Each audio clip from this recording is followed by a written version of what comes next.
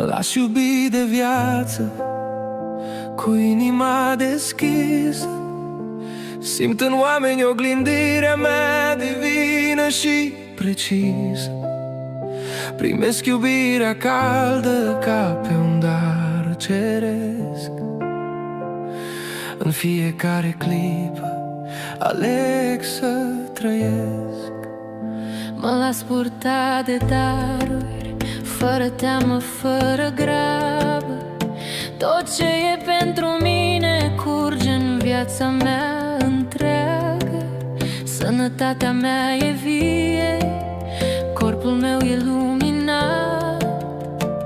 Sunt în echilibru, complet onorat.